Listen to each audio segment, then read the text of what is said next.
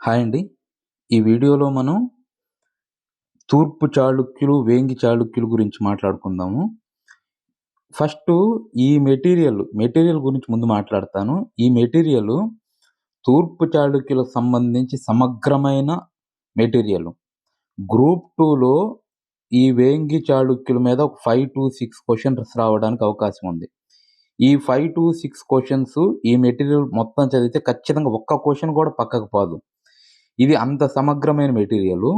ఇది standard books, reference books ఇంక మీరు ఏది చదవాల్సిన అవసరం లేదు. BSL Hanumantharao, PVK Prasadarao, Khammampati Satyanarayana, Potti Sriramulu university ఇట్లాగా ఏ పుస్తకము చదవాల్సిన అవసరం లేదు. గ్రూప్ 2కి సంబంధించి వేంగి చాళుక్యుల్లో ఇదే సమగ్రమైన మెటీరియల్. ఇప్పటిదాకా మార్కెట్‌లో ఉన్న వాటిల్లో. ఆ తర్వాత యూట్యూబ్‌లో తూర్పు చాళుక్యుల మీద ఉన్న క్లాసుల్లో ఏ రకంగా చూసుకున్నా ఇప్పుడు నేను చెప్పబోయే క్లాసే మోస్ట్ ప్రామాణికం.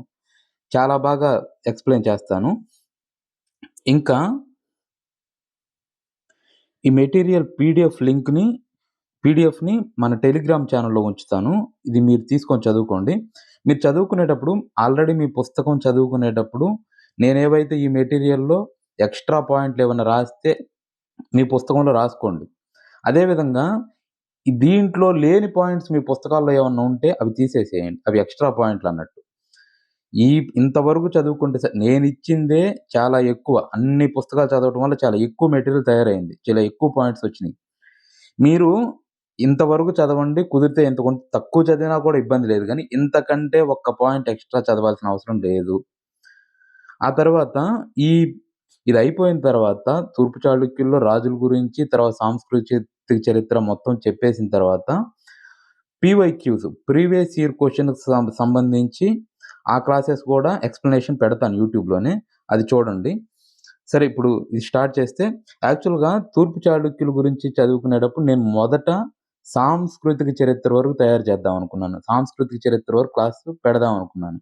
అయితే ఈ తూర్పు చాళుక్యులో ఒక 25 మంది రాజులుంటారు. కొంచెం కన్‌ఫ్యూజన్ ఎక్కువగా ఉంటుంది. అందువల్ల ఈ రాజకీయ చరిత్రను గురించి కూడా చెప్దాం అనుకుంటున్నాను. మొత్తం ఒక 25 రాజులుంటారు. అందులో ఒక 6గురు విష్ణువర్ధనుల పేర్లుంటాయి. ఒక 7గురు విజయాదిత్యుల పేర్లుంటాయి.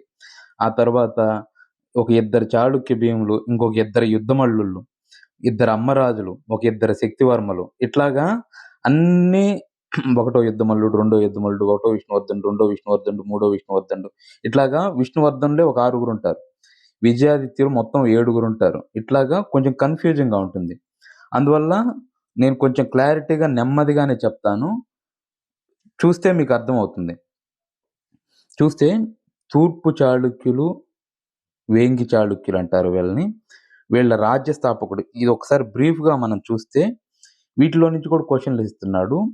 ఉదాహరణకు తూర్పు చాళుక్యుల రాజ్య స్థాపకుడు ఎవరంటే విష్ణువర్ధనుడు. కుబ్జ విష్ణువర్ధనుడు ఈయన్నే మొదటి విష్ణువర్ధనుడు అంటారు. తూర్పు చాళుక్యుల్లో గొప్పవాడెవరంటే గుణగ విజయాదిత్యుడు. తూర్పు చాళుక్యుల్లో గొప్పవాడు గుణగ విజయాదిత్యుడు. ఈయనే మూడవ విజయాదిత్యుడు అంటారు. ఆ తర్వాత తూర్పు చాళుక్యుల్లో చివరి వాడెవరంటే ఏడవ విజయాదిత్యుడు. తూర్పు చాళుక్యుల్లో చివరివాడు ఏడవ విజయాదిత్యుడు. వీళ్ళ రాజధానులు ఒకసారి చూసుకుంటే కుబ్జ విష్ణువర్ధనుడు రాజ్యాన్ని స్థాపించినప్పుడు ఆయన రాజుగా ఉన్నప్పుడు పిఠాపురం రాజధానిగా ఉండేది. ఆ తర్వాత జయసింహ వల్లభుని కాలంలో దీన్ని వేంగికి మార్చాడు ఈయన.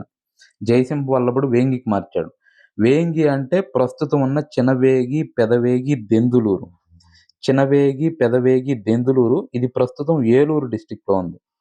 కొత్త జిల్లాలు గుర్తుపెట్టుకోవాలి. మనం పాత జిల్లా అయితే వెస్ట్ గోదావరి అంటాం. కొత్త జిల్లా ప్రకారం ఇది ఏలూరు డిస్ట్రిక్ట్ వేంగి అనేది. ఇది గుర్తుపెట్టుకోవాలి. ఆ తర్వాత మొదటి అమ్మరాజు కాలంలో తన బిరుదు రాజమహేంద్ర పేరు మీద రాజమండ్రి అనే పట్టణాన్ని నిర్మించి అక్కడికి తన రాజధానిని మారుస్తాడు. మొదటి అమ్మరాజు కాలంలో రాజమండ్రికి మారుతుంది. ఆ తర్వాత ఇక్కడ చూస్తే రాజలాంఛనం వరాహం. ఈ రాజలాంఛనం తూర్పు చాళుక్యుల కాలంలో వరాహం. ఇది మనం ఎట్లా గుర్తుపెట్టుకోవాలంటే ఇక్కడే రాసుకోండి మీరు. శాతవాహనులకు రాజలాంఛనం సూర్యుడు. శాతవాహనుల రాజలాంఛనం సూర్యుడు. ఇక్ష్వాకులకు బృహత్పలాయనులకు సింహం. ఇక్ష్వాకులు బృహత్పలాయనులు సింహం. ఆనంద గోత్రిజులు శాలంకాయనులకు నంది. ఆనంద గోత్రిజులు, శాలంకాయన్లు, తర్వాత రెడ్డి రాజులు, వృషభము, అదే నంది. వాళ్ళ 3 రాజవంశాలకి. ఆ తర్వాత తూర్పు చాళుక్యులకి, తర్వాత కాకతీయులు, తూర్పు చాళుక్యులు, కాకతీయులు, విజయనగర రాజులు. ఈ 3 రాజవంశాలకు వరాహం. ఈ 3 రాజవంశాలకు వరాహం. అయితే కాకతీయుల కాలంలో వాళ్ళు మొదట రాష్ట్రకూటుల దగ్గరుండి గరుడను రాజలాంఛనంగా స్వీకరిస్తారు. తర్వాత స్వతంత్రం ప్రకటించుకున్న తర్వాత వాళ్ళ రాజలాంఛనం వరాహం అవుతుంది కాకతీయులకు సంబంధించి. ఈ కాకతీయులు, విజయనగర, అదేవిధంగా తూర్పు చాళుక్యులు వీళ్ళ ముగ్గురికి వరాహమే రాజలాంఛనం అవుతుంది. ఆ తర్వాత అధికార భాష వీళ్ళది సంస్కృతం. అప్పుడప్పుడే సంస్కృతం మొదలవుతుంది. ఇక్కడ చూస్తే శాతవాహనులు, ఇక్ష్వాకులకి అధికార భాష ప్రాకృతం. మనకి ఆ తర్వాత నుంచి చిన్న చిన్న రాజవంశాలను అవి పక్కన పెట్టి బృహత్పలాయనులకు కూడా ప్రాకృతం ఉంటుంది. తర్వాత ఆనంద గోత్రిజులకి ప్రాకృతం ఉంటుంది. ఇక్కడి నుంచి విష్ణు కుండినుల దగ్గర నుంచి విష్ణు కుండినులకైతేనేమి, తూర్పు చాళుక్యులకైతేనేమి, కాకతీయులు, రెడ్డి రాజులు, విజయనగర సామ్రాజ్యాలు వీటికి అధికార భాష ప్రాకృతం. ఇది గుర్తుపెట్టుకోవాలి. జస్ట్ కంపారిజన్ చేసుకుంటే మీకు గుర్తుండిపోతుంది. ఇంకా కుతుబ్ షాహీలు చూసుకుంటే పారసీకం లేదా పార్సీ. కుతుబ్ షాహీల రాజభాష పారసీకం. బాదామి చాళుక్య వంశం నుండి చీలిన శాఖ ఒక శాఖ ఇది. వీళ్ళని తూర్పు చాళుక్యులు అంటారు, పూర్వ చాళుక్యులు అంటారు, వేంగి చాళుక్యులు అంటారు. తూర్పు చాళుక్యులు అంటానికి వీరు తూర్పును పరిపాలించారు కాబట్టి వీరు తూర్పు చాళుక్యులు. పూర్వ చాళుక్యులు కూడా అని ఎందుకంటారంటే వీళ్ళు పూర్వ సముద్రం అంటే ఇప్పుడు బంగాళాఖాతంలో ఆ పూర్వ ప్రాంతాన్ని పరిపాలిస్తారు. వీళ్ళని పూర్వ చాళుక్యులు అంటారు. పశ్చిమం పరిపాలించిన వాళ్ళని పశ్చిమ చాళుక్యులు అంటారు. పశ్చిమ ప్రాంతం అంటే అరేబియా మహాసముద్రం దగ్గర పాలించిన వాళ్ళని పశ్చిమ చాళుక్యులు అంటారు. ఇది పూర్వం కాదు, పూర్వ. మనకి పూర్వ పశ్చిమ సముద్రాధీశ్వర అనే ఒక బిరుదు ఉంటుంది. ఎవరికి ఉంటుందంటే మొదటి హరిహర రాయలకి పూర్వ పశ్చిమ సముద్రాధీశ్వర అనే బిరుదు ఉంటుంది. దానికి కారణం ఏంటంటే ఆయన ఈ బంగాళాఖాతం నుంచి ఉన్న ప్రాంతాన్ని అరేబియా సముద్రం ఈ ప్రాంతం మొత్తాన్ని జయించి ఈ బిరుదు వస్తుంది. పూర్వ పశ్చిమ సముద్రాధీశ్వరుడు మొదటి హరిహర రాయలు అనే బిరుదు వస్తుంది. అందువల్ల వీరు తూర్పు ప్రాంతాన్ని పరిపాలించడం వల్ల వీళ్ళని పూర్వ చాళుక్యులు కూడా అంటారు. అదేవిధంగా వేంగిని రాజధానిగా చేసుకొని పరిపాలించారు కాబట్టి వేంగి ప్రాంతం అంటే కృష్ణా గోదావరి మధ్యనున్న ప్రాంతం వేంగి ప్రాంతం అంటారు. ఈ వేంగి ప్రాంతాన్ని రాజధానిగా చేసుకొని పరిపాలించడం వల్ల వీళ్ళని వేంగి చాళుక్యులు అంటారు. ఆ తర్వాత తూర్పు చాళుక్యులు క్రీస్తు శకం 624 నుండి 1075 వరకు సుమారు 450 సంవత్సరాలు పరిపాలించారు. 450 సంవత్సరాలు అంటే 4.5 శతాబ్దం వీళ్ళు పరిపాలించారు. 4.5 శతాబ్దం మనకు శాతవాహనులు 4.5 శతాబ్దం పరిపాలించారు. 450 సంవత్సరాలకు పైగా శాతవాహనులు పరిపాలించారు సుదీర్ఘంగా. అదేవిధంగా వీళ్ళు వేంగి చాళుక్యులు కూడా 450 సంవత్సరాలు సుదీర్ఘమైన పరిపాలన అందజేశారు. ఆ తర్వాత కాకతీయులు, తర్వాత విజయనగర రాజులు వీళ్ళు కూడా సుదీర్ఘంగా పరిపాలించారు. ఇంకా ఒకసారి వీళ్ళ మూల పురుషుడు ఎవరనే దానికి వస్తే నాగార్జునకొండ శాసనం ప్రకారం బాదామి చాళుక్యుల్లో నుంచి చీలిన శాఖే తూర్పు చాళుక్యులు. వీళ్ళు చాళుక్యులందరికీ ఒకటే మూల పురుషుడు. వీళ్ళకి మూల పురుషుడు నాగార్జునకొండ శాసనం. ఇది ఇంపార్టెంట్, గుర్తుపెట్టుకోండి. నాగార్జునకొండ శాసనం ప్రకారం వీళ్ళ మూల పురుషుడు చెలిక రెమ్మనకుడు నాగార్జునకొండ శాసనం ప్రకారం వీళ్ళ మూల పురుషుడు. అదే బిల్హనుని ఇది శాసనంలో ఉంటుంది. ఇది అయితే బిల్హనుడు విక్రమాంక దేవ చరిత్ర ప్రకారం వీరు బ్రహ్మచులకం నుండి ఆవిర్భవించారు. అంటే వీళ్ళ మూల పురుషుడు బ్రహ్మచులకం నుండి ఆవిర్భవించాడు అని ఉంటుంది. ఈ బిల్హనుడు అనేవాడు కళ్యాణి చాళుక్య రాజుల్లో గొప్పవాడు, 6వ విక్రమాదిత్యుడు. కళ్యాణి చాళుక్యుల్లో గొప్పవాడు 6వ విక్రమాదిత్యుడు. ఆయన ఆస్థాన కవియే ఈ బిల్హనుడు.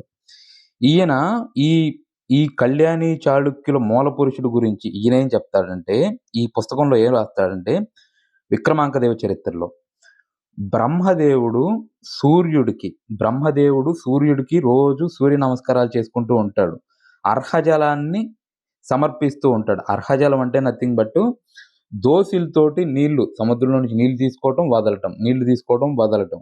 దాన్ని అర్ఘ్యజలం అంటారు. ఆ అర్ఘ్యజలాన్ని సమర్పిస్తున్నప్పుడు భూమాత బ్రహ్మదేవుడి దగ్గరకు వచ్చి, ప్రభు, ఈ భూభారాన్ని, ఈ పాపాత్ములతో భూమి అంతా నిండిపోయింది, సరైన క్షత్రియుడు భూమి మీద లేడు, ఈ పాపాత్ములను సంహరించడానికి ఒకరిని కావాలి అని ఈ బ్రహ్మదేవుడికి భూదేవి మొరపెట్టుకుంటుంది. అప్పుడు ఆ బ్రహ్మదేవుడు ఆ అర్ఘ్యజలం, ఆ దోసిల్లో ఉన్న ఆ అర్ఘ్యజలాన్ని వైపు తీక్షణంగా చూస్తాడు. ఆ చులకం, ఈ దోసిల్ని ఏమంటారంటే సంస్కృతంలో చులకం అంటారు. ఆ తీక్షణంగా చూసిన చూపుల్లో నుంచి ఒక యుగ పురుషుడు, ఒక మహాపురుషుడు అస్త్రశస్త్రాలతోటి, కవచ కుండలాలతోటి ఆవిర్భవిస్తాడు. ఆయనే ఈ బ్రహ్మ చులకం నుండి ఆవిర్భవించాడంటారు. ఆయనే చాళుక్యుల చులకం నుండి ఆవిర్భవించాడు కాబట్టి ఆయనే చాళుక్యుల మూల పురుషుడు అని ఈ బిల్హనుని విక్రమాంకదేవ చరిత్రలో రాస్తాడు. అయితే ఇక్కడ దీనిలో ఉన్న ఫ్లా ఏంటంటే, చులకం నుండి ఆవిర్భవిస్తే అతను చుళుక్యుడు. చులకం నుండి ఆవిర్భవిస్తే చుళుక్యుడు కావాలి కానీ చాళుక్యుడు అవటానికి వీల్లేదు. కాబట్టి ఇది జస్ట్ ఒక స్టోరీ. మనకి మోస్ట్ ప్రామాణికం ఈ నాగార్జునకొండ శాసనంలో డైరెక్ట్గా రాశారండి. నాగార్జునకొండ శాసనంలో ఈ మూల పురుషుడు చలికరెమ్మనకుడు అని డైరెక్ట్గా రాశారు. ఆ తర్వాత ఇది ఒకసారి చూడండి.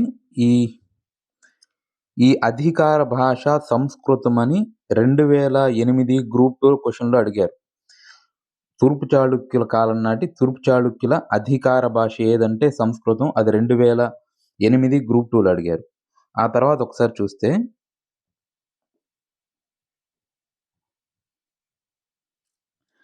మాతృగణ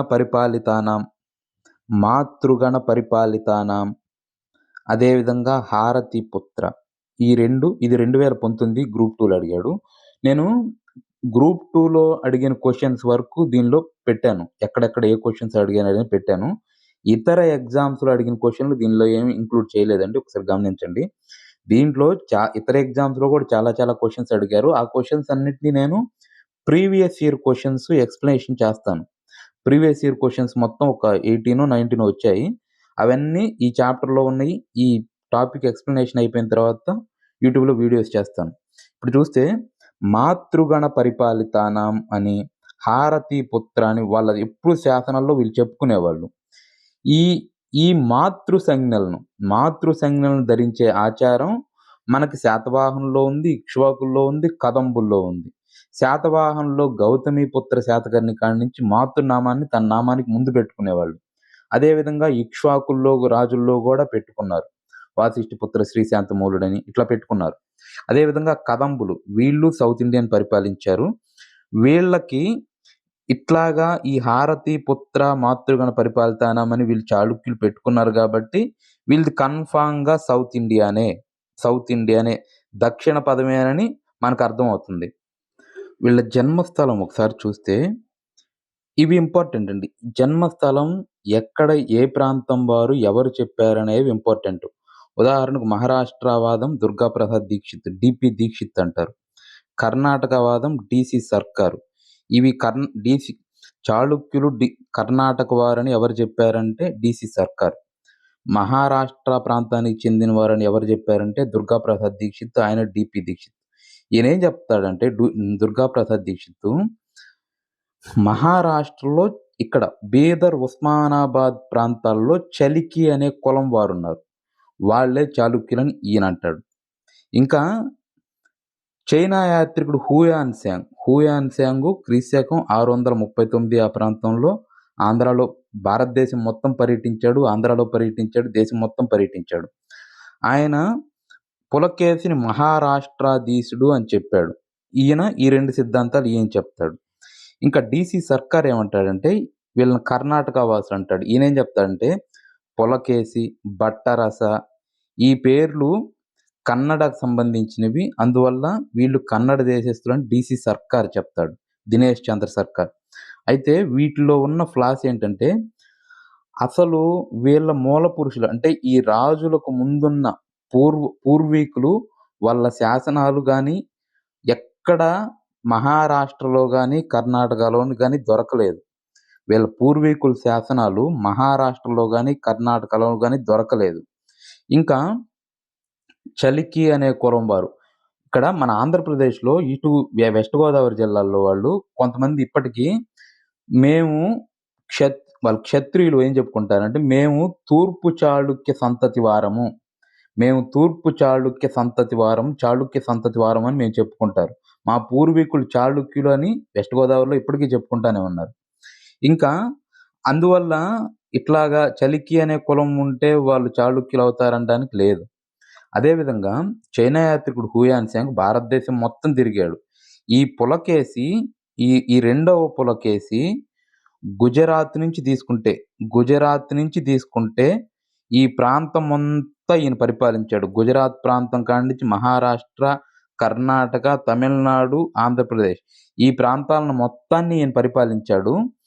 ఈ హుయాన్ సాంగ్ ఎవరైతే ఉన్నారో ఈయన మహారాష్ట్రలో పర్యటించినప్పుడు ఆ ప్రాంతానికి రాజు ఎవరంటే పులకేసి.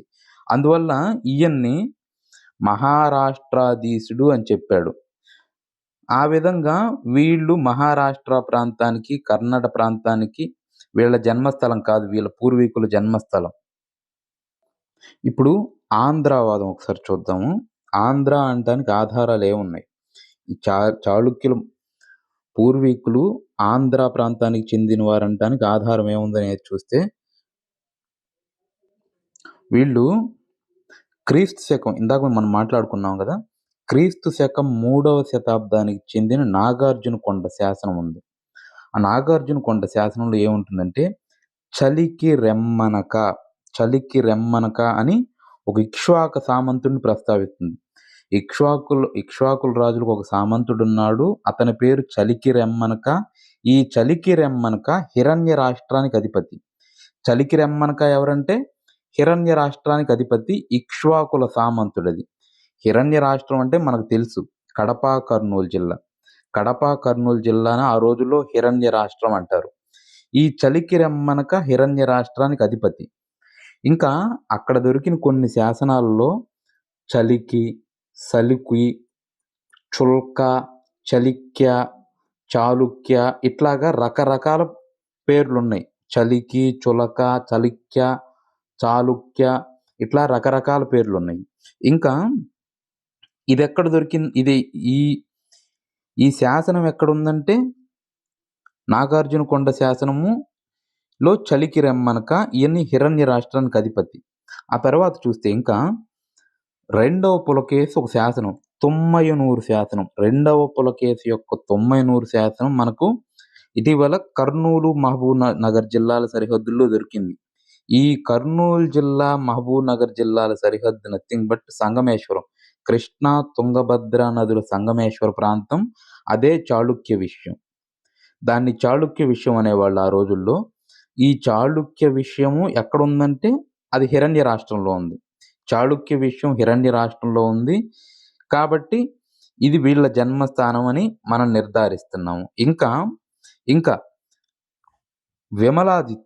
విమలాదిత్యుడు దానవర్ణి రెండవ కుమారుడు విమలాదిత్యుడు రణస్థపూడి శాసనం వేయించాడు. ఈ శాసనంలో క్లియర్గా రాస్తాడు, మా వంశ పూర్వీకులలో ఉన్న ముడివేము అగ్రహారం చాళుక్య వంశోత్పత్తి గాథలో ముడివేము అగ్రహారం అని ఉంటుంది. ఈ ముడివేము అగ్రహారం ఎక్కడుందంటే కడప జిల్లాలో ఉంది.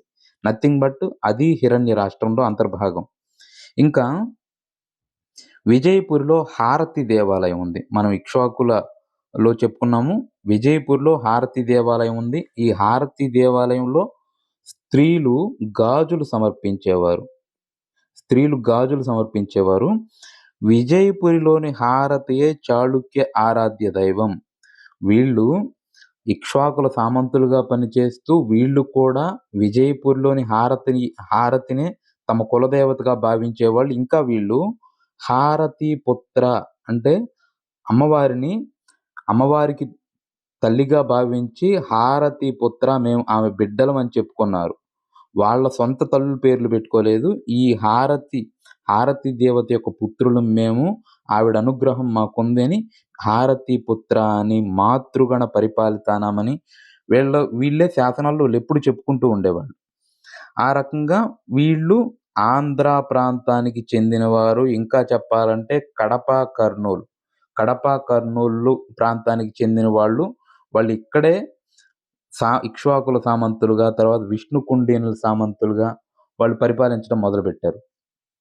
ఆ తర్వాత ఇంకా విదేశీవాదం చూసుకుంటే లూయి రైసు స్మిత్ వీళ్ళు విదేశీయులని లూయి రైసు స్మిత్ అన్నాడు. దీనికి పెద్ద ఆధారాలు ఏం లేవు. అది వదిలేస్తే ఉత్తర భారతదేశం రాజరాజ నరేంద్రుడు వేయించిన నందంపూడి శాసనంలో వీళ్ళు అయోధ్యను పరిపాలించిన చంద్రవంశ క్షత్రియులు అని చెప్పాడు. నన్నయ్య ఏమన్నాడంటే వీళ్ళని నందంపూడి శాసనంలో ఈ తూర్పు చాళుక్యులు, అసలు చాళుక్యులు అనేవాళ్ళు ఎవరంటే అయోధ్యను పరిపాలించిన చంద్రవంశ క్షత్రియులు అన్నాడు. ఇది కంప్లీట్‌గా ఫ్లా. యాక్చువల్‌గా మనకి అయోధ్యను పాలించింది సూర్యవంశ క్షత్రియులు. ఆ తర్వాత మనకు క్షత్రియులంటే రెండే. సూర్యవంశ క్షత్రియులు, చంద్రవంశ క్షత్రియులు. వీళ్ళు తూర్పు చాళుక్యులు ఖచ్చితంగా చంద్రవంశ క్షత్రియులే. కానీ అయోధ్యను పరిపాలించింది సూర్యవంశ క్షత్రియులు వాళ్ళు. కాబట్టి ఇది కంప్లీట్‌గా ఫ్లా ఉంది. అది తప్పు. అయితే చాళుక్య రాజ్యాన్ని దక్షిణాపథంలో స్థాపించిన వాడెవడంటే మొదటి పులకేశి. చాళుక్య రాజ్యాన్ని దక్షిణ భారతదేశంలో స్థాపించింది ఎవరంటే మొదటి పులకేశి. ఇటు తూర్పు వైపున విష్ణుకుండినులున్నారు, పశ్చిమాన కదంబులు పరిపాలిస్తుండేవాళ్ళు. అయితే వీళ్ళిద్దరూ బలహీనపడ్డం వల్ల ఈ మొదటి పులకేశి కర్ణాటకలోని బాదామిని రాజధానిగా చేసుకొని స్వతంత్ర రాజ్యాన్ని, చాళుక్య రాజ్యాన్ని స్థాపించాడు. ఈ తర్వాత పులకేశి తర్వాత బాదామి చాళుక్యుల్లో అతి గొప్పవాడెవరంటే రెండవ పులకేశి.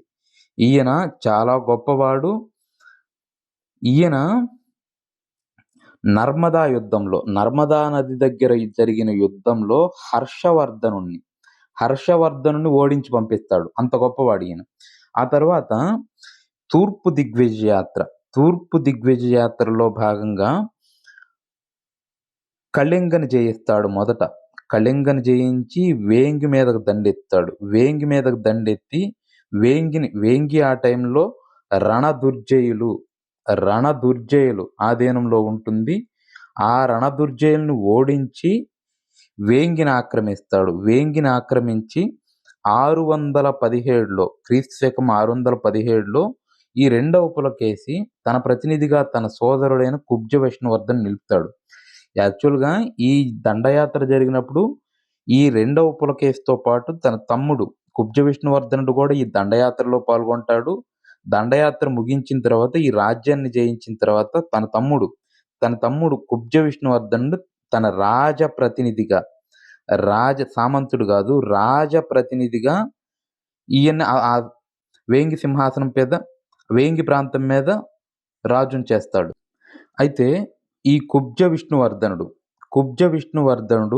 617లో ప్రతినిధిగా నిలిపాడు. 617 నుంచి 624 వరకు రెండవ పులకేశి ప్రతినిధిగా ఉండి 624లో స్వతంత్రించాడు. అయితే తన తమ్ముడు కావడం వల్ల ఈయన స్వతంత్రం ప్రకటించుకున్నా కూడా రెండవ పులకేశి అతన్ని మాత్రం చాలా అభిమానంగానే చూశాడు. అతను ఏమనలేదు. ఆ తర్వాత ఇట్లా స్వతంత్రం ప్రకటించుకున్న వారే తూర్పు చాళుక్యులు, వేంగి చాళుక్యులు, పూర్వ చాళుక్యులు. వీరే తూర్పు చాళుక్యులు, వేంగి చాళుక్యులుగా ప్రసిద్ధి చెందారు. సుమారు 450 సంవత్సరాలు పరిపాలించారు. ఆ తర్వాత మొదట పిఠాపురం నుంచి పరిపాలించారు. తర్వాత వేంగి ప్రాంతం, అదే పెదవేగి, చినవేగి, దెందులూరు ఈ ప్రాంతాలను కలిపి రాజధానిగా చేసుకొని జయసింహ వల్లభుడి కాలంలో పరిపాలించారు. రాజకీయ సుస్థిరతను చేకూర్చారు. ఇంకా ఈ వేంగిని ఆంధ్ర నగరం అని ఎవరు చెప్తున్నారంటే దండి. పల్లవుల ఆస్థానంలో ఉన్న దండి తన దశకుమార చరిత్రలో వేంగిని ఆంధ్ర నగరం అని పేర్కొన్నాడు. ఇక్కడ ఈ శాసనాలు ఇంపార్టెంట్ అండి. ఈ శాసనాలు అడుగుతున్నారు క్వెషన్స్‌లో. ఇక్కడ మనకి రెండవ విష్ణువర్ధనుడు రేయూరు, తేరాల శాసనాలు వేయించాడు. అందులో తేరాల శాసనం, రెండవ విష్ణువర్ధనుడి తేరాల శాసనం ప్రకారం క్రీస్తు శకం 624లో వేంగి రాజ్య స్థాపన జరిగిందని ఇక్కడ నేలటూరు వెంకటరమణయ్య. మనం ఇదే ప్రామాణికము. నేలటూరు వెంకటరమణయ్య ఏం చెప్తాడంటే ఈయన ఈ తేరాల శాసనాన్ని బేస్ చేసుకొని 624లో వేంగి రాజ్య స్థాపన జరిగిందని ఈయన చెప్తాడు. అయితే మల్లంపల్లి సోమశేఖర శర్మ ఈయనేమంటాడంటే ఈ శాసనం రెండవ విష్ణువర్ధనుడు వేయించాడు. ఈ కొప్పారం శాసనంలో పులకేశి ఏమంటాడంటే 631లో కొప్పారం శాసనాన్ని వేయించారు. ఈ శాసనంలో ఈ కుబ్జ విష్ణువర్ధనుడు వేంగి రాజప్రతినిధి అంటే యువరాజుగా పేర్కొన్నాడు. రెండవ పులకేశి తన కొప్పారం శాసనంలో 631లో ఇచ్చిన కొప్పారం శాసనంలో ఈయన్ని వేంగి రాజప్రతినిధిగా పేర్కొన్నాడు రెండవ పులకేశి. ఈ విషయం మనకు ఎవరు చెప్తున్నాడంటే మల్లంపల్లి సోమశేఖర శర్మ అంటున్నాడు. అదేవిధంగా ఇంకా ఈ సతారా శాసనం, దీన్ని కూడా రెండవ పులకేశి వేయించాడు. సతారా శాసనం రెండవ పులకేశి వేయించాడు.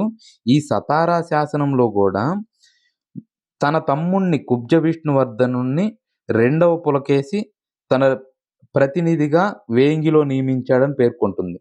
ఇంకా చీపురుపల్లి శాసనం, ఈ చీపురుపల్లి శాసనం, తిమ్మాపురం శాసనం వీటిని వేయించేది ఎవరంటే కుబ్జ విష్ణువర్ధనుడు. ఆయనే మొదటి విష్ణువర్ధనుడు. చీపురుపల్లి శాసనంలో ఈయన 641లో ఈయన వేయిస్తాడు కుబ్జ విష్ణువర్ధనుడు. తనను తాను మహారాజుగా ప్రకటించుకున్నాడు. ఇంకా తిమ్మాపురం శాసనం, ఇది కూడా కుబ్జ విష్ణువర్ధనుడే వేయిస్తాడు. ఈ శాసనంలో తను మహారాజును ప్రకటించుకుంటాడు. అదేవిధంగా తనను తాను పరమ భాగవతుడుగా వేయించుకుంటాడు ఆ శాసనంలో. ఈయనకు ఆ బిరుదు కూడా ఉంటుంది, పరమ భాగవతుడని కుబ్జ విష్ణువర్ధనుడికి. తిమ్మాపురం, చీపురుపల్లి శాసనాల్లో తనను తాను మహారాజుగా ప్రకటించుకున్నాడు.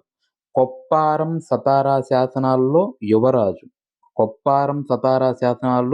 వేయించింది మొదటి పులకేశి. వాటిల్లో తనను వేంగి రాజప్రతినిధిగా యువరాజుగా పేర్కొంటాడు. అయితే మనకు తేరాల శాసనం ప్రామాణికము. రెండవ విష్ణువర్ధనుడి తేరాల శాసనం ప్రకారం నేలటూరు వెంకటరమణయ్య వీరి రాజ్య స్థాపన 624లో జరిగిందని చెప్తాడు. ఇంకొకసారి రాజకీయ చరిత్ర, ఇందాకే చెప్పుకున్నట్టు మొత్తము 25 మందికి పైగా రాజులుంటారు. ఒకరి తర్వాత ఒకరి వరస కూడా గుర్తుపెట్టుకోవాలి. వరస కూడా క్వశ్చన్స్ రావడానికి ఆస్కారం ఉంది. మనము ఈ వరుసను ఒకసారి చూస్తే దీంట్లో సేమ్ పేర్లుండేవి ఉంటాయి, అవి కూడా గుర్తుపెట్టుకోవాలి. చూస్తే కుబ్జ విష్ణువర్ధనుడు లేదా మొదటి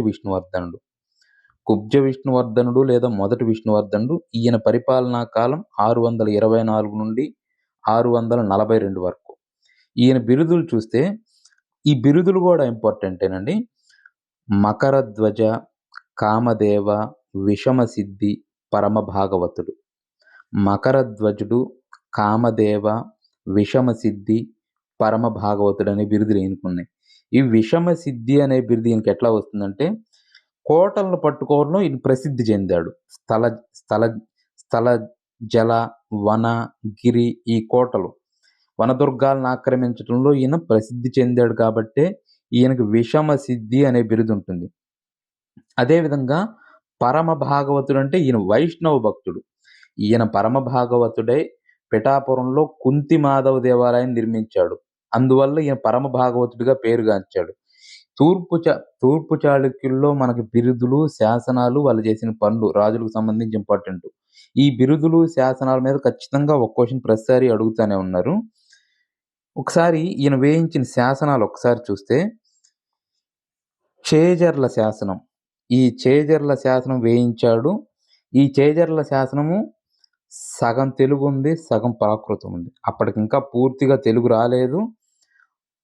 అప్పటికి ప్రాకృతం భాషా ప్రభావం ఉంది. అందువల్ల ఈ శాసనంలో, చేజర్ల శాసనంలో సగం తెలుగులో ఉంటుంది, సగం ప్రాకృతంలో ఉంటుంది చేజర్ల శాసనం. ఇంకా చీపురుపల్లి శాసనం. ఇందాకే మనం మాట్లాడుకున్నాం. తిమ్మాపురం, చీపురుపల్లి శాసనాలను కుబ్జ విష్ణువర్ధనుడు వేయించాడు. 641లో వేయించిన ఈ శాసనంలో తనను తాను మహారాజని చెప్పుకున్నాడు. తనను తాను మహారాజని చెప్పుకున్నాడు. తిమ్మాపురం శాసనంలో కూడా తనను తాను మహారాజని చెప్పుకున్నాడు. ఇంకా ఈ తిమ్మాపురం శాసనంలోనే తనను తాను విష్ణు భక్తుడిగా, పరమ భాగవతుడిగా చెప్పుకున్నాడు. ఈయన బిరుదు విష్ణు పరమ భాగవతుడు అని ఉంటుంది. ఇంకా ఈయన కలవకొండ శాసనం, విశాఖపట్నం జిల్లాలో కలవకొండ శాసనం అనే శాసనం వేయించాడు. కలవకొండ ప్రాంతంలో. ఈ కలవకొండ శాసనంలో ఏమనుంటుందంటే, తన రాజ్యాన్ని దివిసీమ వరకు, అంటే కృష్ణా డిస్ట్రిక్ట్‌లో దివిసీమ వరకు తన రాజ్యాన్ని విస్తరించినట్లు తన కలవకొండ శాసనంలో ప్రకటించుకున్నాడు. మనకి ఇందాకే చెప్పుకున్నాము. రెండో విష్ణువర్ధనుడు తేరాల శాసనం. దాంట్లో ఈ కుబ్జ విష్ణువర్ధనుడు 624లోనే స్వతంత్రం ప్రకటించుకున్నాడనుంది. ఆ తర్వాత ఈయన రాజధాని ఏందనేది చూస్తే పిఠాపురం. ఈ పిఠాపురము కాకినాడ జిల్లా. ప్రస్తుతం మనం పిఠాపురం, కాకినాడ జిల్లా కొత్త జిల్లాల ప్రకారం గుర్తుపెట్టుకోవాలని చెప్పాం గదా! ఈ పిఠాపురం కాకినాడ జిల్లాలో ఉంది. ఇక్కడ ఈ పిఠాపురంలో ఈయన కుంతిమాధవ దేవాలయం, అంటే వైష్ణవ ఆలయం నిర్మించాడు. మనకి తూర్పు చాళుక్యుల పరంగా చూస్తే ఎక్కువ మంది రాజులు శివాలయాలు నిర్మించారు. కొంతమంది రాజులు, ఈ ఉదాహరణకు కుబ్జ విష్ణువర్ధనుడు కుంతిమాధవ దేవాలయం నిర్మించాడు. ఆ తర్వాత దానర్నవుడు తన బిరుదు పేరు మీద రాజరాజ నారాయణాలయం లేదా మాండవ్య నారాయణాలయం నిర్మిస్తాడు. ఇంకా రాజరాజ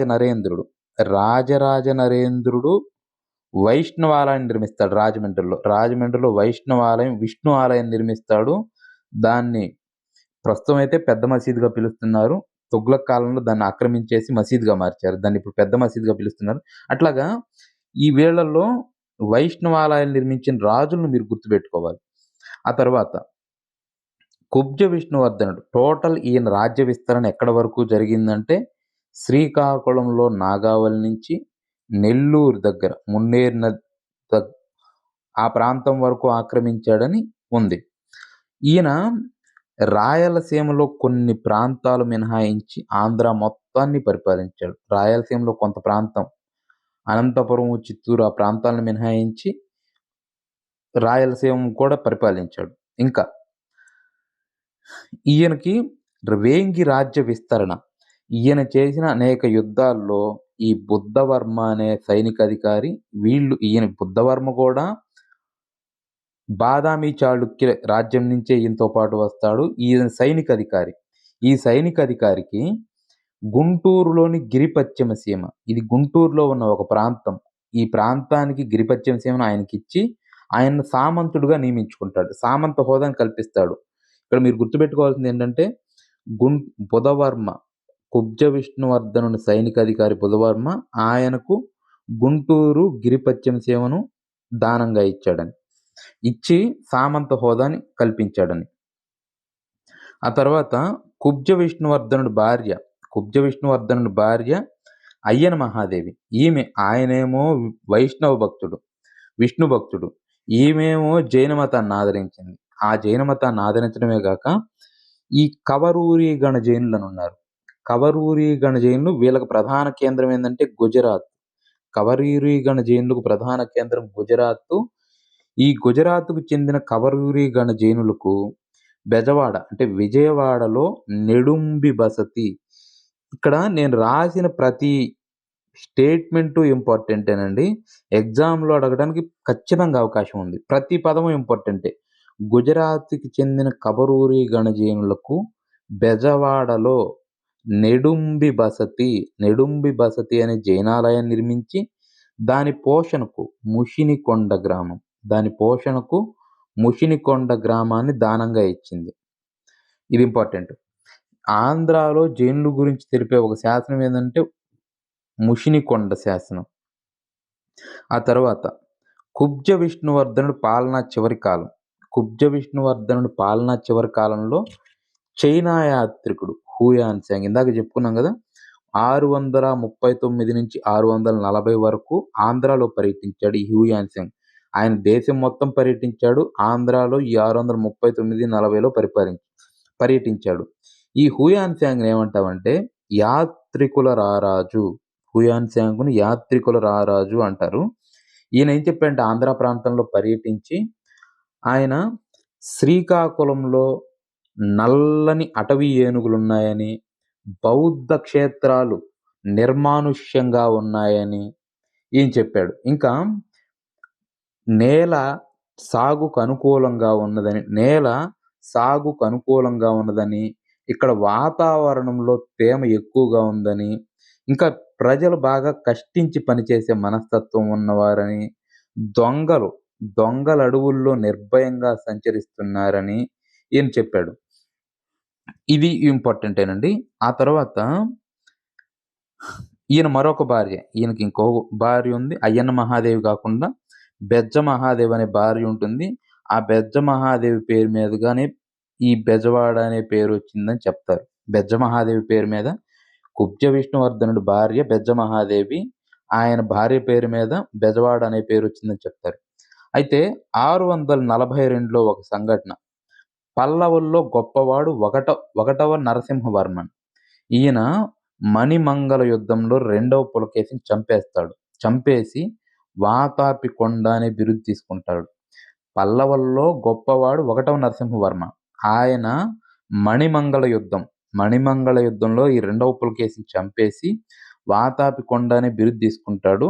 అదే సంవత్సరంలో ఈ కుబ్జ విష్ణువర్ధనుడు కూడా మరణిస్తాడు. నెక్స్ట్ జయసింహ వల్లభుడు. ఈయన కుబ్జ విష్ణువర్ధనుడు కుమారుడు. ఈ జయసింహ వల్లభుడు. ఈయన రెండవ జయసింహ వల్లభుడు కూడా ఇంకొక ఆయన ఉంటాడు. చూస్తే ఈ జయసింహ వల్లభుడు 33 సంవత్సరాలు పరిపాలించాడు.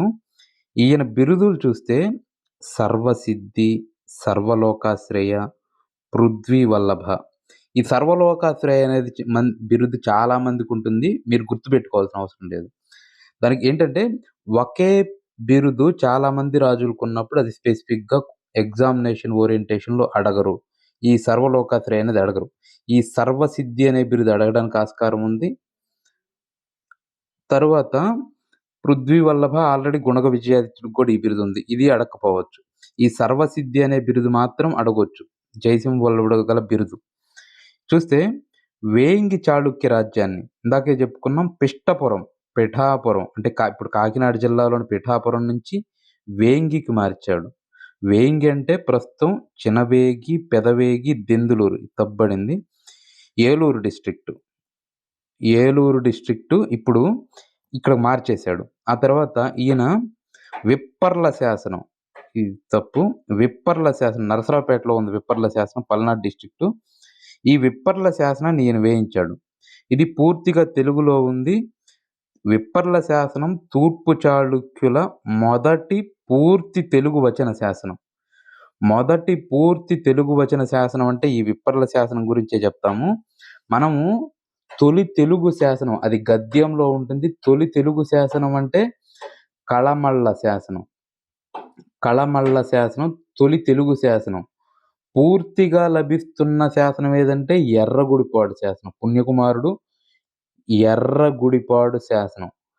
ఇది గద్యంలో ఉంటాయి. అదే ఇది వచనంలో ఉంటుంది. వచనం శాసనం అంటే కొంత పద్య రూపంలో ఉండడాన్ని వచన శాసనం అంటారు. పూర్తి తెలుగు వచన శాసనం ఏందంటే విప్పర్ల శాసనం. ఆ తర్వాత ఇక్కడ చూస్తే ఈయన కాలంలో ఒక సంఘటన ఏం జరుగుతుందంటే ఇక్కడ ఒంగోలు, నెల్లూరు మధ్య ఉన్న ప్రాంతం. ఆ కాలంలో వీటిని బోయ కొట్టాలు అంటారు. బోయలు అక్కడ నివసిస్తుండేవాళ్ళు. ఇక్కడున్న తూర్పు చాళుక్యులకి ఆ టైంలో ఇక్కడ పల్లవులుంటారు. ఈ పల్లవులకి ఇద్దరికీ ఇది సరిహద్దు ప్రాంతం. అయితే ఇటువైపు నుంచి పల్లవులు దీన్ని ఆక్రమించుకోవాలనుకుంటారు. తమ అధీనంలో ఉంచుకుంటారు. తూర్పు చాళుక్యులు అదే విధంగా ఆక్రమించుకోవాలనుకుంటారు.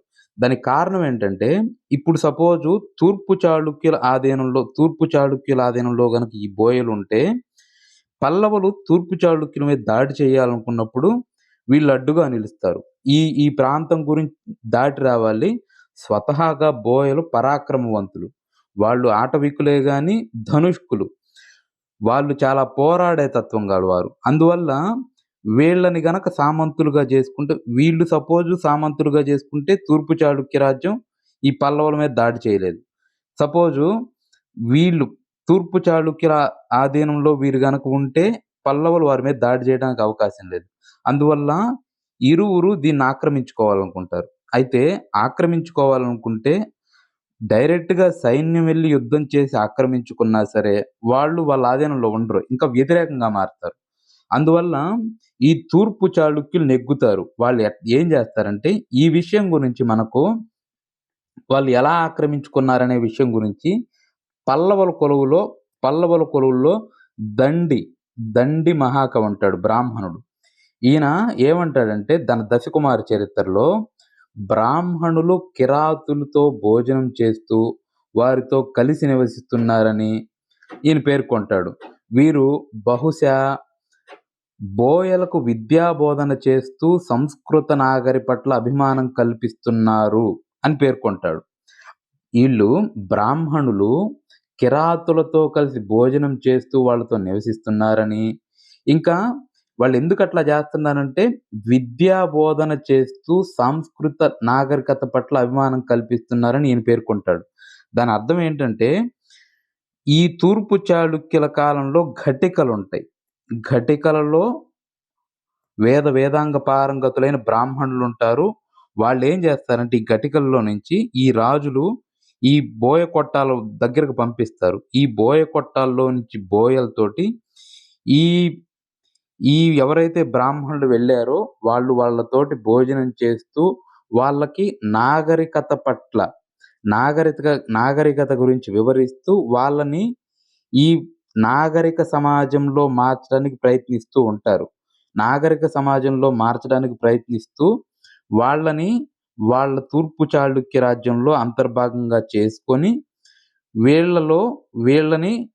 వీళ్ళలో నాయకుడినే సామంతరాజుని చేసుకుంటారు. వాళ్ళలో ఒకరి నాయకుడిగా నియమించి సామంతరాజుగా చేసుకుంటారు.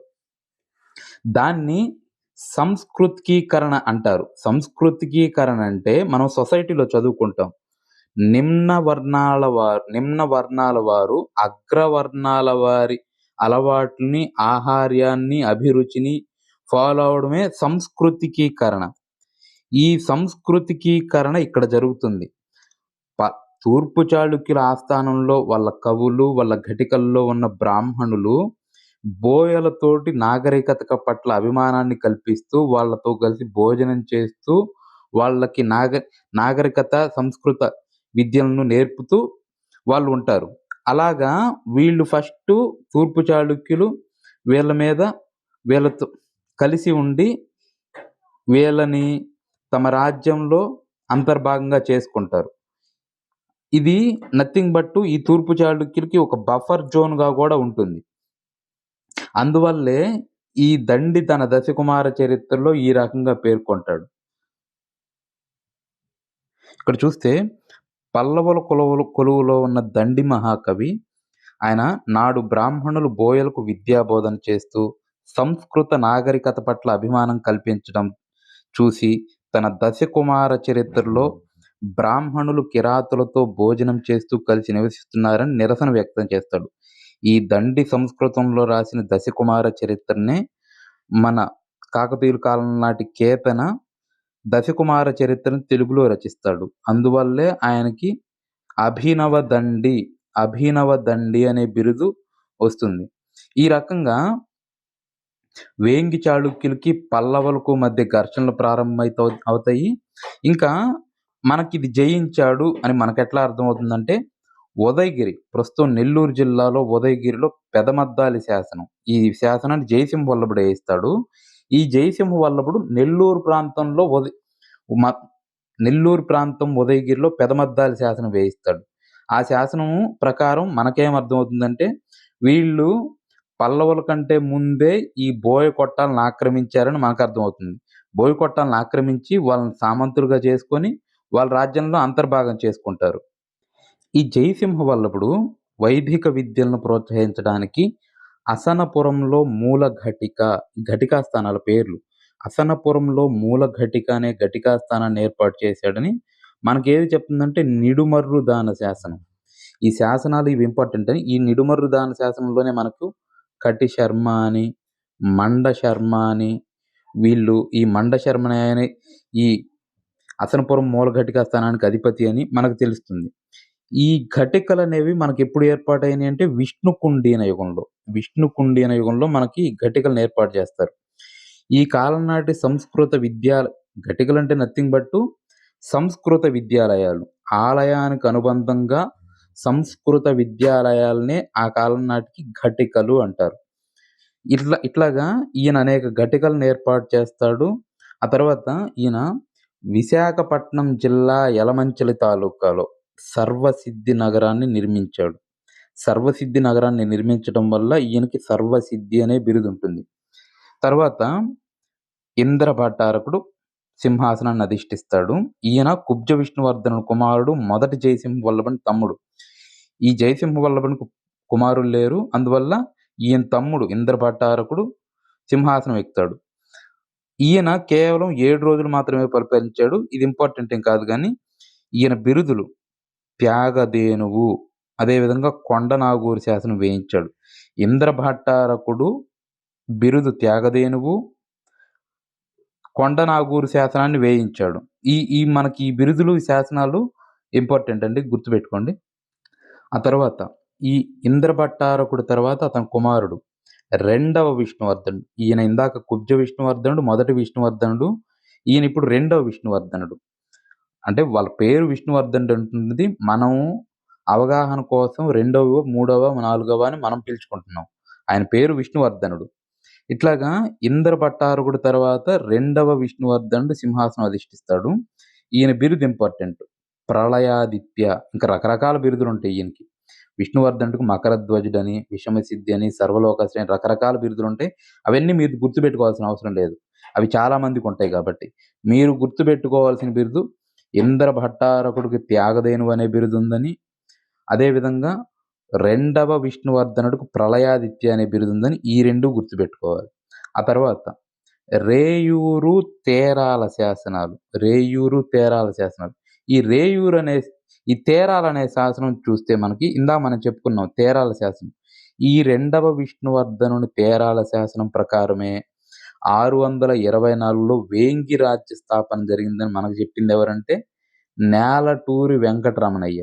నేలటూరి వెంకటరమణయ్య ఈ 624లో వేంగి రాజ్య స్థాపన జరిగిందని చెప్తాడు. ఇంకా ఈ రేయూరు శాసనం ఇందాక మనం చూసాం కదా, ఈ కొండనాగూరు, ఇంద్రభట్టారకుడు కొండనాగూరు శాసనం, ఈ రేయూరు శాసనం, ఈ శాసనాలు మనకేం చెప్తున్నాయంటే బోయలను సమాజంలో అంతర్భాగం చేయటం, బోయ బ్రాహ్మణులకు అగ్రహారాలు ఇవ్వడం గురించి మనకు తెలిపే శాసనాలు ఈ రేయూరు శాసనం, అదేవిధంగా కొండనాగూరు శాసనం. ఈ శాసనాలు గుర్తుపెట్టుకోవాలి. ఇంకా కమ్మ రాష్ట్రంలో పల్నాడు విషయంలోని కొన్ని గ్రామాలను బ్రాహ్మణులకు అగ్రహారాలుగా ఇచ్చినట్లు రెండవ విష్ణువర్ధనుడి శాసనాలు ఇందాక చెప్పుకున్నాం కదా, ఈ రేయూరు శాసనం మనకు తెలియజేస్తుంది. ఇంకా ఎగ్జాంపుల్గా కొణిక గ్రామాన్ని విధుశర్మకు దానం చేశాడు ఈయన. కొణిక గ్రామాన్ని విధుశర్మకు దానం చేసింది ఎవరంటే రెండవ విష్ణువర్ధనుడు. బోయ బ్రాహ్మణులకు అగ్రహారాలు దానం చేసినట్లు మనకు తెలియజేసే శాసనాలు ఏంటి అంటే రేయూరు, కొండనాగూరు శాసనం తెలియజేస్తున్నాయి. ఇది మోస్ట్ ఇంపార్టెంట్ అండి. కొల్లేరు చెరువుకు ఆనకట్ట ఎవరు నిర్మించారంటే రెండవ విష్ణువర్ధనుడు. కొల్లేరు చెరువుకు ఆనకట్ట కట్టింది రెండవ విష్ణువర్ధనుడు. ఇది మోస్ట్ ఇంపార్టెంట్. కొల్లేరు చెరువు ఆనకట్ట. తర్వాత మంగి యువరాజు రెండవ విష్ణువర్ధన్ తర్వాత అతని కుమారుడు మంగి యువరాజు వస్తాడు. ఆయన 25 సంవత్సరాలు పరిపాలించాడు. ఆ తర్వాత ఈయన బిరుదులు చూస్తే విజయ సిద్ధి, ఇది ఇంపార్టెంట్. ఈ మిగతా ఈ 2 ఇంపార్టెంట్ కాదు, గుర్తుపెట్టుకోవాల్సిన అవసరం లేదు. మంగి యువరాజు గల బిరుదు విజయ సిద్ధి. తరువాత ఈయన విశాఖపట్నం నుంచి ఒంగోలు దాకా రాజ్యాన్ని పరిపాలించాడు. మెయిన్ ఈయన గురించి ఈయనకి ఇద్దరు భార్యలుంటారు. మొదటి భార్యకు జయసింహ వల్లభుడు, కొక్కిలి విక్రమాదిత్యుడు అని ఇద్దరు కుమారులుంటారు. ఈయన అందరికంటే పెద్దవాడు. ఆ తర్వాత రెండవ భార్యకు విష్ణువర్ధనుడు. విష్ణువర్ధనుడు ఈయనే మూడో విష్ణువర్ధనుడు ఉంటాడు. ఈయన రెండో వాడు. కొక్కిలి మూడో వాడు. ఇట్లా ఉంటుంది. అయితే మంగి యువరాజు మరణించిన తర్వాత జయసింహ వల్లభుడు రాజ్యానికొస్తాడు. ఈ జయసింహ వల్లభుడు జయసింహ వల్లభుడు గురించి మనం గుర్తుపెట్టుకోవాల్సింది ఏంటంటే, ఈ ఈ బిరుదు అందరికీ ఉంటే ఇవి అవసరం లేదు. ఈ నిరవధ్య రెండవ జయసింహ వల్లభుడి బిరుదు ఏంటంటే నిరవధ్య. నేను స్పెసిఫిక్‌గా కొంతమందికి కొన్ని బిరుదులు చెప్తున్నాను. అవి చాలా ఇంపార్టెంట్. వాటి వరకు గుర్తుపెట్టుకుంటే సరిపోతుంది. ఉదాహరణకు ఇక్కడ మీరు చూసినట్టు ఈ మంగి యువరాజుకు విజయసిద్ధి. ఈ బిరుదు ఒక్కటే గుర్తుపెట్టుకోండి. ఆ తర్వాత రెండవ విష్ణువర్ధనుడుకు ప్రళయాదిత్య. ఈ బిరుదు ఒక్కటే గుర్తుపెట్టుకోండి. అదేవిధంగా ఇంద్రభట్టారకుడుకు త్యాగధేనువు. ఈ బిరుదు ఒక్కటే గుర్తుపెట్టుకోండి. అట్లాగా రెండవ జయసింహ వల్లభుడు బిరుదు నిరవధ్య. ఈయన అందరికంటే పెద్దవాడు, రాజ్యాన్ని పరిపాలిస్తాడు. ఆ తర్వాత యాక్చువల్‌గా రెండవ జయసింహ వల్లభుడి తర్వాత రాజ్యానికి రావాల్సింది మూడవ విష్ణువర్ధనుడు. అయితే ఈ కొక్కిలి విక్రమాదిత్యుడు అంతఃకలహాలు జరుగుతాయి. ఫస్ట్ టైము వేంగి రాజ్యంలో అంతఃకలహాలు వీరితోనే ప్రారంభమైనయి. ఈ అన్నదమ్ముల మధ్య ఎప్పుడు అంతఃకలహాలు జరుగుతూనే ఉన్నాయి. అసలు రాజ్యం గురించి పట్టించుకోకుండా వాళ్ళు సింహాసనం కోసం కొట్టుకుంటూనే ఉంటారు. వీళ్ళకి పక్కన రాజ్యాలుంటాయి. వీళ్ళకి పక్కన రాజ్యాలు ఒకవైపు తర్వాత చోళులొస్తారు. అటువైపు తర్వాత కళ్యాణి చాళుక్యులు, రాష్ట్రకూటులు, ఆ తర్వాత కళ్యాణి చాళుక్యులొస్తారు. ఒక రాజు ఒకరి సహాయం తీసుకుంటే, ఇంకొక రాజు ఇంకొక సహాయం తీసుకుంటే, ఎప్పుడు వీళ్ళ జీవితాంతం వీళ్ళ 455 సంవత్సరాల కాలంలో ఏదో కొద్ది కాలం తప్ప, ఉదాహరణకు ఇప్పటిదాకా మనం చూసాం కదా! ఈ కాలము, తర్వాత గుణక విజయాదిత్యుడు, ఇట్లాగా కొంతమంది కాలాలు తప్ప మిగతాదంతా సింహాసనం కోసం అంతర్యుద్ధాలే జరుగుతుంటాయి. వీళ్ళు ఫస్ట్ దురాక్రమణ ఇది. రెండవ జయసింహ వల్లభుని తర్వాత మొదటిసారిగా అంతఃకలహం ప్రారంభమవుతుంది. మొదటగా మామూలుగా రావాల్సింది పెద్దవాడు మూడో విష్ణువర్ధనుడు. కానీ కొక్కిలి విక్రమాదిత్యుడు ఈ రాజ్యాన్ని ఆక్రమించి 6 నెలలు పరిపాలించాడు. అయితే ఆ తర్వాత మూడో విష్ణువర్ధనుడు ఈ కొక్కిలి విక్రమాదిత్యుడిని ఓడించి తరిమివేసి ఈయన రాజ్యాన్ని ఆక్రమిస్తాడు. ఈ కొక్కిలి విక్రమాదిత్యుడు కళింగ ప్రాంతంలో స్థిరపడి యలమంచిలి రాజధానిగా ఒక స్వతంత్ర రాజ్యాన్ని స్థాపించాడు. ఈ కొక్కిలి తర్వాత అతని కుమారులు కొంతమందుంటారు. మంగివర్మ, వినయాదిత్యవర్మ అని, కొక్కిలి వర్మ అని ఉంటారు. వాళ్ళు ఆ చిన్న రాజ్యాన్ని పరిపాలన చేసుకుంటూనే ఉంటారు. ఈ వేంగి రాజ్యం మాత్రం వాళ్ళు ఎప్పుడు జోక్యం చేసుకోలేదు.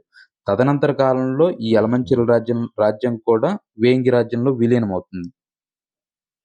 ఇక్కడ చూస్తే తర్వాత మూడో విష్ణువర్ధనుడు సింహాసనం అధిష్ఠించాడు. కొక్కిలిని పారద్రోలి. ఈయన బిరుదులు చూడండి. సమస్త భువనాశ్రయ, త్రిభువనాంకుశుడు, పరమ భట్టారకుడు, కవి పండిత కామధేనువు. ఈ బిరుదులు. మనకి ఈ బిరుదులు ఇంపార్టెంటే. ఈ బిరుదులు మూడవ విష్ణువర్ధనుడుకున్నాయి. ఇవి ఇంపార్టెంటు. తర్వాత చూస్తే ఆల్రెడీ బోయకొట్టాలు ప్రస్తుతం ఎవరి ఆధీనంలో ఉన్నాయనేది చూస్తే తూర్పు చాళుక్యులు. వేంగి చాళుక్యుల ఆధీనంలో బోయకొట్టాలున్నాయి. అయితే ఇక్కడ అంతఃకలహాలు జరుగుతూ ఉంటాయి. ఆ టైంలో పల్లవ మల్ల బిరుదాంకితుడైన రెండవ నందివర్మ. ఈయన ఈ అంతఃకలహాలను అవకాశంగా తీసుకొని ఈయన సేనాని ఉదయచంద్రుడిని నెల్లూరు అంటే పాకనాడు మీద బోయకొట్టాలను ఆక్రమించడానికి పంపిస్తాడు. ఈయన ఈ చాళుక్య సామంతుడు పృథ్వీవ్యాఘ్రరాజు. ఈ పదం చూస్తే మనకేమర్థమవుతుందంటే వీళ్ళు ఆల్రెడీ సంస్కృతికీకరించబడ్డారు. ఈ పృథ్వీవ్యాఘ్రరాజు అనే పేరు మనకు సంస్కృతం అభిమానం. వాళ్ళకి ఆల్రెడీ సంస్కృతం పట్ల అభిమానం ఏర్పడిందని మనకు అర్థమవుతుంది. సంస్కృత పేరు. ఈ పృథ్వీవ్యాఘ్రరాజును పారద్రోలి ఈయన చాళుక్య సామంతుడు. ఈయన పారద్రోలి బోయకొట్టాలను ఆక్రమించాడు అని ఉంటుంది. బోయకొట్టాలను ఆక్రమించాడు ఈ ఉదయచంద్రుడు. ఆక్రమించి ఇది మనకెక్కడుంటుందంటే, ఈ రెండవ నందివర్మ వేయించిన ఉదయేందిర శాసనం. రెండవ నందివర్మ వేయించిన ఉదయేందిర శాసనంలో వీళ్ళు బోయకొట్టాలను ఆక్రమించుకున్నారు అనుంటుంది. ఈ మూడో విష్ణువర్ధనుడు ఆ బోయకొట్టాలను కోల్పోతాడు. ఆ తర్వాత ఈయన ఇంకా ఆల్రెడీ నెడుంబస్తి కుబ్జ విష్ణువర్ధనుడి కాలంలో నెడుంబస్తికి ముషినికొండ గ్రామం ఇచ్చుంటారు అయ్యన మహాదేవి. ఆ తర్వాత కాలంలో దాన్ని పునరుద్ధరిస్తాడు. ఈ మూడో విష్ణువర్ధనుడు దాన్ని తిరిగి పునరుద్ధరిస్తాడు. మళ్ళీ వాళ్ళు తీసేసుకుంటారు రాజులు. ఈ గ్రామాన్ని పునరుద్ధరిస్తాడు. ఇంకా ఈయన గురించి చెప్పాలంటే జైన మతాన్ని, వైదిక మతాన్ని సమానంగా ఆదరిస్తాడు. జైన మతాన్ని, వైదిక మతాన్ని సమానంగా ఆదరించి దీనికేమో ముషినికొండ గ్రామాన్ని పునరుద్ధరిస్తాడు. ఇంకా ఏలూరు సమీపంలో వసంతవాడ గ్రామం ఉంటుంది. ఆ వసంతవాడ గ్రామంలో 3 శివాలయాలుంటాయి. ఆ శివాలయాలకి కొంత భూమిని దానం చేశాడు ఈయన. ఆ తర్వాత ఇక్కడ మీరు చూస్తే ఒకసారి క్రమం చూస్తే మొదటి విజయాదిత్యుడు ఇప్పుడొచ్చాడు. మొదటి విజయాదిత్యుడు ఎవరి తర్వాతొచ్చాడు?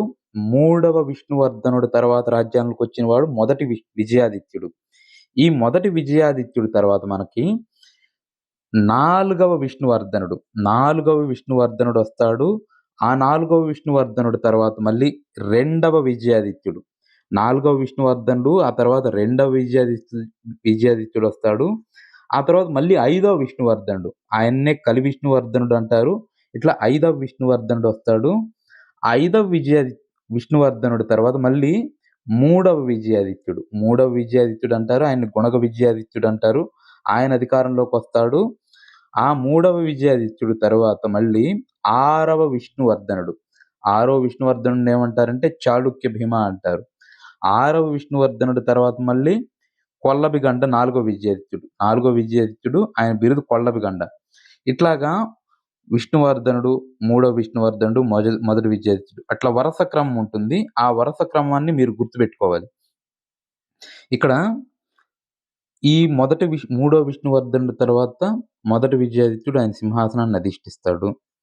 ఈ సమయంలో కర్ణాటక ప్రాంతంలో ఒక రాజకీయ విప్లవం చెలరేగుతుంది. అదేంటంటే బాదామి చాళుక్యుల్లో చివరివాడు రెండవ కీర్తివర్మ. బాదామి చాళుక్యులు అంటే నథింగ్ బట్ వీళ్ళ సోదరులు. వీళ్ళ పూర్వం నుంచి వీళ్ళ సోదరులున్నారు. ఈ రెండవ కీర్తివర్మను పారద్రోలి రాష్ట్రకూట సామంతుడు దంతిదుర్గుడు స్వతంత్ర రాష్ట్రకూట రాజ్యాన్ని స్థాపిస్తాడు.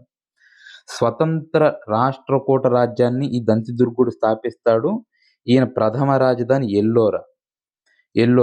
అయితే ఈయన కాలంలోని ఈ మొదటి విజయాదిత్యుడి కాలంలో గొప్ప సంఘటన అంటే వాళ్ళ రాజ్యానికి కష్టమైన సంఘటన ఏంటంటే రాష్ట్రకూటులు తూర్పు చాళుక్యుల మధ్య సంఘర్షణ ఈ మొదటి విజయాదిత్యుడి కాలంలోనే ప్రారంభమైంది.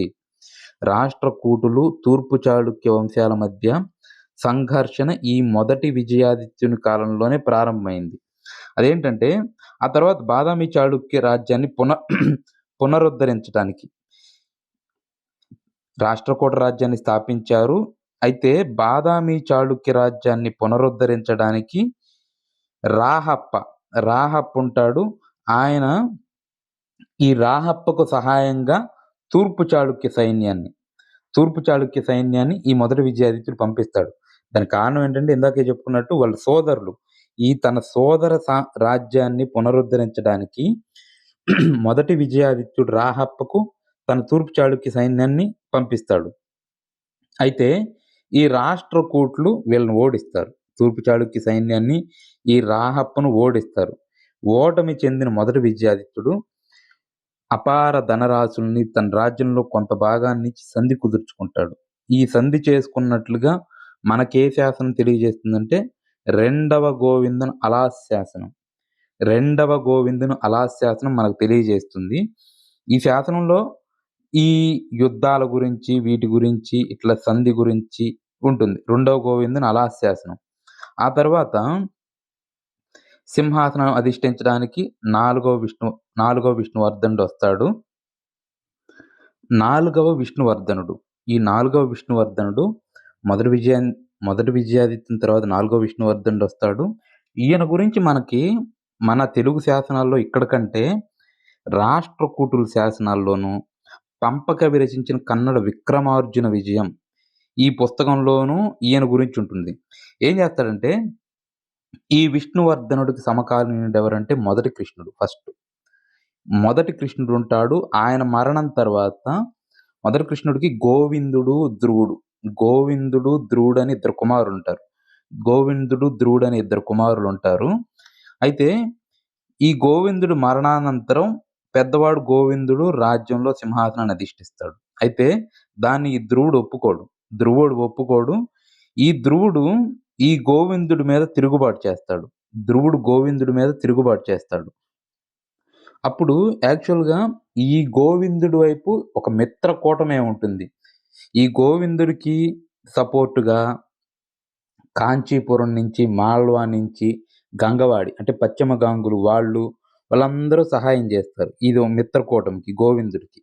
ఈ కూటమికి నాలుగవ విష్ణువర్ధనుడు గూడా ఇది పెద్దగా కూటమి కనిపిస్తుంది కాబట్టి ఖచ్చితంగా గోవిందుడే గెలుస్తాడు. కాబట్టి ఈ మిత్ర కూటమికి ఈ నాలుగో విష్ణువర్ధనుడు గూడా సహాయం జేస్తాడు. అయితే ఈ ధ్రువుడు ఏం జేస్తాడంటే ఈ మిత్ర కూటమిని ఎవరైతే కాంచీపురం, మాళ్వా, గంగవాడి, తూర్పు చాళుక్య మొత్తం సైన్యాన్ని ఓడగొడతాడు. ఓడగొట్టి రాష్ట్రకూట రాజ్యానికి ఈయన రాజవుతాడు. అయితే ఆ తర్వాత ఏం చేస్తాడంటే తన సామంతరాజు వేములవాడి చాళుక్యరాజు ఉంటాడు. మొదటి అరికేసరి. వేములవాడి చాళుక్యరాజు మొదటి అరికేసరి ఉంటాడు. ఈయన్ని వేంగి రాజ్యం మీదకు పంపిస్తాడు. వేంగి రాజ్యం మీదకు దండెత్తి పంపిస్తే ఇక్కడ మనకు ఉంటుంది. వేంగి రాజ్యం మీదకు దండెత్తి ఈ నాలుగవ విష్ణువర్ధన్‌ను ఓడిస్తాడు.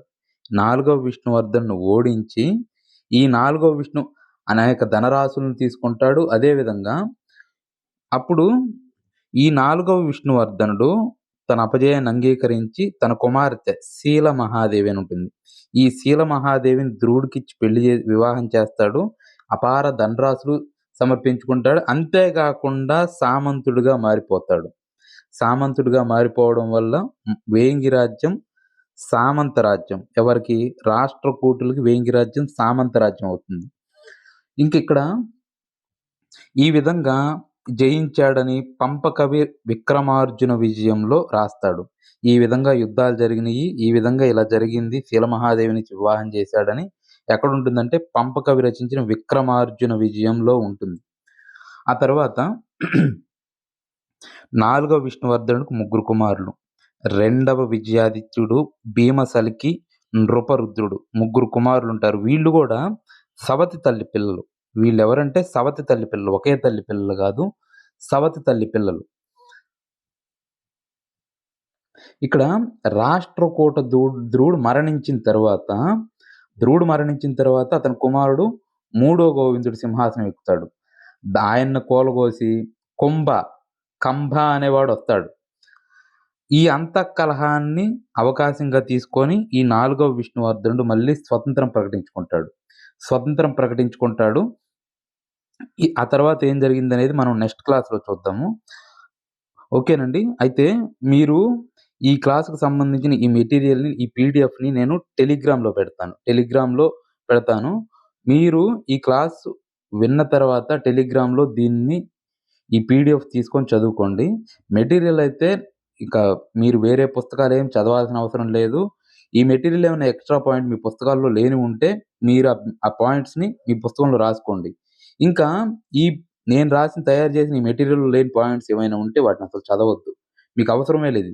నేను రాసిన ఈ మెటీరియలే చాలా ఎక్కువ. మీరింకా తక్కువ చదివినా పర్వాలేదు గానీ, ఎక్కువ చదవాల్సిన అవసరం లేదు. థాంక్ యూ అండి. మిగతా క్లాస్‌ని నెక్స్ట్ క్లాస్‌లో చూద్దాం. Thank you so much.